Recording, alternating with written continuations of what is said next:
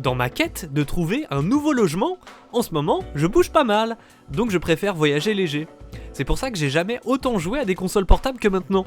C'est trop pratique en fait quand t'es pas stable quelque part. Et moi, je suis instable, selon l'hôpital. Mais je ne peux pas non plus me résoudre à l'idée de complètement déserter mes précieuses consoles de salon. Seulement, je dois en prendre des pas trop lourdes et pas trop encombrantes pour que ça rentre dans mon sac. La taille c'est important, ça fait des bons sujets de vidéo d'ailleurs. Dans l'avant-dernière, je vous ai parlé de la plus grosse 3DS, cette fois-ci, c'est la plus petite PlayStation. La PlayStation TV, je vous l'ai déjà présentée plusieurs fois, donc on va passer vite. Ce qu'il faut retenir, c'est que j'ai aucune console de salon qui prend aussi peu de place dans mes affaires. Résultat, c'est la manette et les câbles les plus encombrants. Ça change de la PS3 Fat. Donc aujourd'hui, la PS TV, c'est mon premier choix si je m'installe quelque part temporairement. Et justement, pendant 15 jours, figurez-vous que c'était devenu ma console principale. Et comme je suis sûr que vous vous demandez à quel titre j'ai bien pu jouer dessus pendant tout ce temps, je vous fais un débrief des jeux que j'ai fait tourner dessus pendant 15 jours, sur la plus petite des PlayStation. D'abord WRC3, je l'ai trouvé récemment dans un cache à 5€, et franchement dans les caches, t'es content quand tu tombes sur autre chose qu'un jeu Lego ou FIFA au rayon Vita. Pour 5€, je prenais pas trop de risques, au pire ça me faisait un boîtier Vita de remplacement. Mais en vrai c'est sympa. J'aime bien les jeux de course, et là ça m'a rappelé Sega Rally. Le gameplay est plutôt agréable après quelques minutes d'entraînement. Il y a un système de rewind à la Forza si tu te plantes.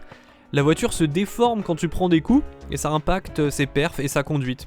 Et t'as une gestion des réparations entre deux courses quand tu fais un championnat. D'ailleurs les championnats c'est sympa, ça s'enchaîne bien, t'as plein de tracés et c'est parfait pour écouter un podcast en même temps. C'est ce que je faisais. D'ailleurs j'écoutais un documentaire d'Arte sur l'histoire de l'esclavage pendant que j'y jouais.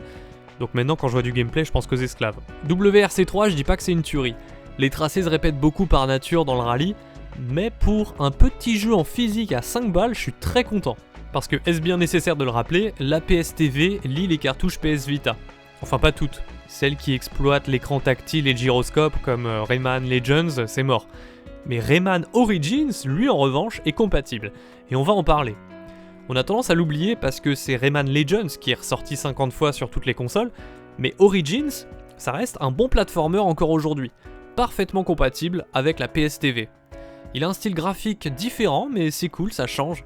Par contre, niveau gameplay, c'est la même chose. Tu parcours des niveaux et tu les fouilles pour choper les collectables.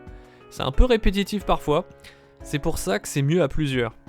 Mais le problème de la PS TV, c'est que comme ça reste une PS Vita consolisée, tu peux pas brancher deux manettes dessus pour jouer en multi. Faut jouer en solo. Ça tombe bien, j'ai pas d'amis. C'est la raison pour laquelle mon style préféré, c'est les RPG. Eh bien moi, mon préféré, c'est le randonnée.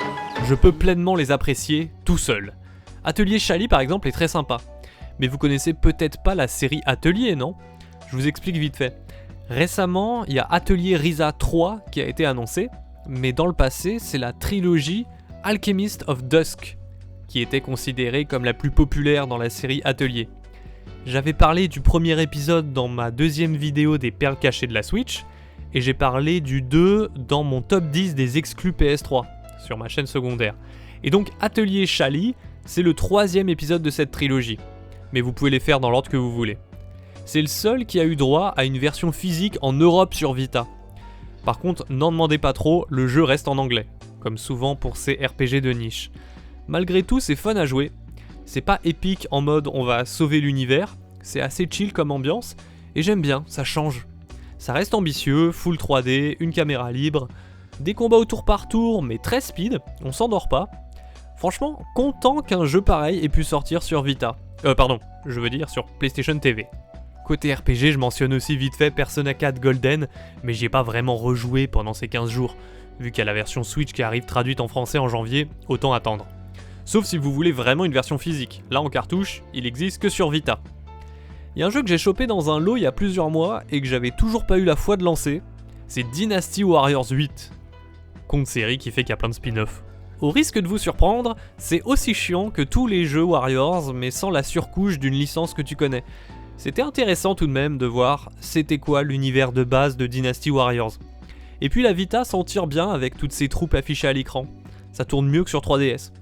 Ça me fait dire que si les éditeurs n'avaient pas abandonné la console, on aurait pu pousser ses performances encore plus loin, et plein de gros jeux auraient pu tourner sur Vita. Après je dis pas que Dynasty Warriors 8 est un gros jeu, On sent qu'il y a moins de budget que dans un Hyrule Warriors, les cinématiques sont beaucoup plus sommaires, mais niveau gameplay on s'y retrouve. C'est les mêmes sensations d'ennui à courir dans des grandes zones pour sortir les mêmes combos en boucle contre des milliers d'ennemis plantés devant toi, immobiles, à attendre de se faire chahuter. Inintéressant au possible. Next. Hohokum. À chaque fois que je me relance dans la Vita ou la PSTV, je passe en revue la bibliothèque de jeux de mon compte.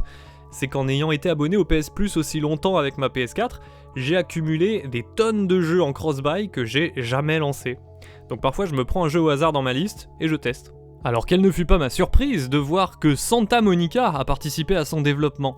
Vous savez, ce studio qui sort une série de jeux un peu différente visuellement. Hohokum, c'est très bizarre comme jeu. Il n'y a pas vraiment de but dans les niveaux que tu visites. C'est plus une expérience atmosphérique, relaxante. Tu contrôles des spermatozoïdes lumineux qui interagissent avec l'environnement en rajoutant par exemple des touches de couleurs ou des couches sonores à la bande son. Si tu cherches ce qu'il faut faire dans chaque niveau, tu vas péter un câble à tourner en rond constamment, mais c'est pas le but, il y a d'ailleurs pas de but à proprement parler ici, à part chiller et tester des interactions au hasard. C'est pas à faire dans tous les moods, mais si t'es d'humeur à méditer une nuit de pleine lune, ça va peut-être te transporter quelque part. Pour la diversité du jeu vidéo, je suis content que ça existe des expériences comme ça. Et je suis sûr qu'un paquet de gens parmi vous trouveraient ça très satisfaisant manette en main. Franchement, testez si vous l'avez sur votre compte. Fallen Legion. Lui non plus je connaissais pas. Lui aussi il était dans ma bibliothèque, et comme on aurait dit un RPG sur l'image, je l'ai téléchargé. Et surprise, c'était bien un RPG. Mais y a pas d'exploration, chaque zone c'est juste des combats à la suite. Et franchement le système de combat est original. Ça ressemble à Valkyrie Profile, où chaque attaque de perso est assignée à un bouton, auquel on aurait greffé le système ATB de Final Fantasy. Donc tu peux attaquer quasiment non-stop si t'as un bon timing. Il y a des subtilités si tu bloques les coups des ennemis ou si tu exploites des synergies entre tes différents personnages. Donc c'est pas du tout aussi passif que du tour par tour classique. Et clairement, il y a une bonne marge de progression pour s'améliorer niveau timing. Le souci, c'est qu'il n'y a pas grand chose de plus. Il y a pas mal de dialogues, sur fond de politique militaire, mais ça vole pas haut. C'est pas une grosse production. Fallen Legion, il mise tout sur son gameplay. J'ai été surpris d'apprendre que c'était sorti en 2017. Ça fait tard pour un jeu Vita. La Switch était déjà sortie. Et puis en me baladant dans un Micromania, honte à moi je sais, j'ai vu qu'ils avaient même sorti une version physique sur PS5. Les devs veulent décidément pas le lâcher celui-là. Dragon's Crown, le jeu sur lequel j'ai passé le plus de temps pendant ces 15 jours. C'est fait par VanillaWare, donc forcément la 2D, elle tue tout. Surtout après Fallen Legion. Je sais pas si j'arriverai à caler un extrait de gameplay frappant en même temps, mais dans l'ensemble, les décors sont somptueux. Et les persos sont pas banals. Avec leurs membres complètement difformes, ça lui donne un style visuel unique. Le gameplay c'est du beat'em all, c'est-à-dire le pire style de jeu vidéo qui nous vient du passé. Mais la particularité ici, c'est qu'on a quand même fait des progrès en gameplay depuis, et il y a surtout une dimension RPG dans l'évolution de ton personnage qui peut se montrer prenante. Dans les faits, pour moi, il y a encore trop de vagues ennuyantes d'ennemis à affronter à la suite avec les mêmes combos. En plus, il y a un système de progression en mission, donc j'étais sûr que j'allais rapidement lâcher le jeu. Et pourtant, va savoir pourquoi, non. Je continuais de jouer, améliorer mon équipement, gagner en niveau, je trouvais ça addictif. Cette ambiance musicale médiévale apportait quelque chose de chaleureux. Et finalement, malgré la structure en mission, c'était assez bien rythmé grâce au travail sur la narration.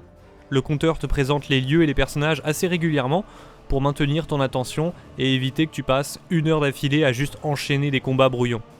Comme d'hab, c'est en anglais par contre, donc les enfants, si adultes vous voulez jouer à autre chose que des jeux Nintendo, travaillez bien vos cours d'anglais maintenant. La géographie et les maths Balek, tu vas tout oublier, mais les langues c'est important de pratiquer. C'est tout pour les jeux auxquels j'ai joué récemment. Là je me suis concentré que sur les vrais jeux Vita, j'ai pas joué au soft PSP ou PS1, mais n'oubliez pas qu'ils sont compatibles en démat. Si vous avez d'autres jeux à me conseiller pour la prochaine fois que j'emmène ma PSTV dans mes voyages, je suis preneur. Maintenant j'ai une double lecture quand je cherche des jeux PS Vita. Si je vois qu'ils sont aussi compatibles PSTV, je suis encore plus intéressé. Même si dans les faits, ta PSTV tu la craques, ça enlève les restrictions et tu peux lancer tous les jeux.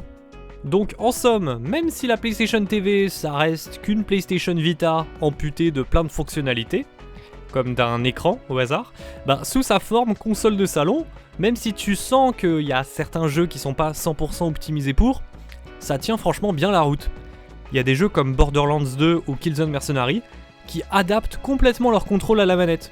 Et ça permet d'utiliser les clics des sticks par exemple, alors même que R3 et L3 ça n'existe pas sur Vita. Si t'as une DualShock 4, tu peux même te servir du pavé tactile pour simuler l'écran tactile et aussi le pavé tactile arrière si tu rajoutes un deuxième doigt. C'est une console bourrée de jeux de grande qualité. La PS4 reste meilleure, mais si tu la compares à des consoles plus anciennes, non, elle est franchement bien. Et puis, comme je l'ai déjà dit, elle est super transportable. Ça joue aussi quand tu t'installes pas longtemps chez quelqu'un. Et comme tu peux mettre tes sauvegardes dans le cloud, si t'as une Vita portable, tu peux continuer ta partie dessus, et vice versa. Donc ça rappelle un peu le concept hybride de la Switch. Trop de choses à dire sur la Vita, je pourrais en parler des heures. C'est justement ce que j'ai fait sur cette chaîne. Vous pouvez checker cette playlist qui référence toutes mes vidéos Vita si vous en voulez plus.